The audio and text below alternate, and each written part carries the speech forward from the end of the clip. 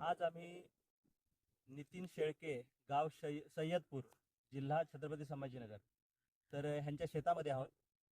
त्यांची मोसंबी बाग आहे आणि त्या बागेमध्ये थोडीशी आम्हाला अशी परिस्थिती दिसली की त्यांची फळं खाली आहेत.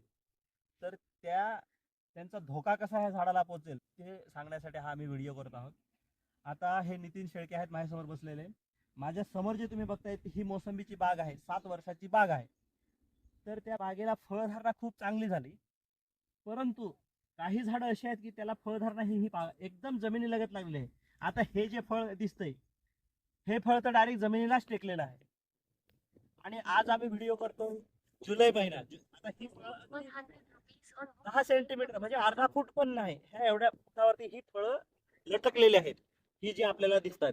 त्याच्यानंतर हे फळ आहे, ही फळ आहेत बिलकुल जमिनीपासून अगदी खाली.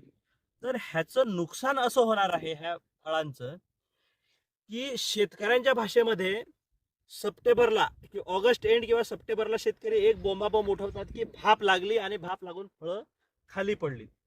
तर ते भाप लागणे म्हणजे खरं त्याचं कारण हे खाली असलेली फळ आहे. हे फळ खाली असल्यामुळे काय होतं, पावसाचं पाणी पडतं जमिनीवरती. पावसाचं पाणी जमिनीवरती पडल्यानंतर काही थेंब हे त्या फळाला लागतात दिवस. हे फळ काय ह्याला माती लागलेली आहे, दिसते तुम्हाला. ही इथं माती दिसते किंवा ह्या पानाला माती दिसते किंवा ह्या इथं माती लागलेली दिसते तुम्हाला. म्हणजे ते पावसाच्या थेंबाने उडून लागलेले आहे.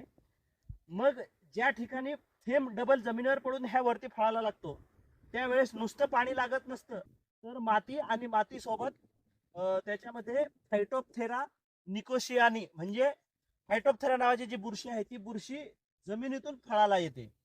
आणि ती बुरशी ह्या पावसाच्या पाण्यामुळे खालच्या फळावरतीच पहिली येते. ती बुरशी जर फायटोप्थेरा निकोशियानी ही बुरशी त्याला फळामध्ये येण्यासाठी काहीतरी माध्यमच लागतं. तर पाणी आदळणं आणि ते फळावर लागणं आणि पहिल्यांदा त्या खालच्या फळांना बाधित करताना फळं ती बुरशी वाढते ह्या फळावरती आणि फळं गळून पडते. आणि एकदा का फायटोप्थेरा निकोशियानी नावाची बुरशी त्या फळावरती आली, ह्या फळावरती आली की मग काय होतं, ती वाऱ्याच्या वेगानं वरची फळं म्हणजे ह्या लेवलची जी फळं आहेत ही फळं बाधित करते आणि पुढच्या टप्प्यामध्ये पूर्ण अख्ख्या झाडावरची फळं बाधित करते आणि फळगळ होते. पूर्ण फळं ही झाडाची फळं ही गळून पडतात. हा रोग म्हणजे फायटोप्थेरा ब्राऊन रोट.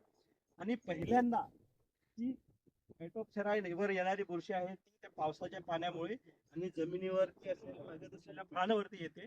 तर शेतकऱ्यांना माझं हे आवाहन असेल की अशी फळं आहेत, जर एखाद दुसरं झाड असेल तुमच्या बागेत तर ती फळं काढून टाका आणि पुढच्या सीझनला ही जी बाग थोडी उंच घ्यायची, म्हणजे ही खाली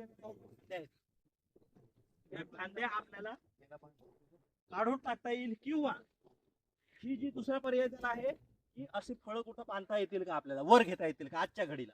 ही जी फळं लटकलेली फांदी आहे आता काढून टाकायची आपली इच्छा होत नाही, तर तिला आपल्याला असं वर बांधणं आहे म्हणजे पाण्याचं थेंब त्याला लागणार नाही. ही उपाययोजना करायची आहे.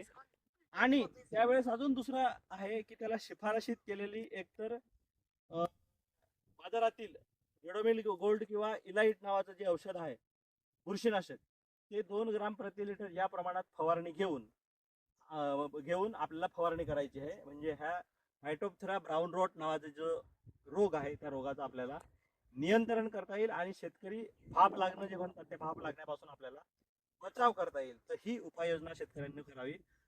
धन्यवाद.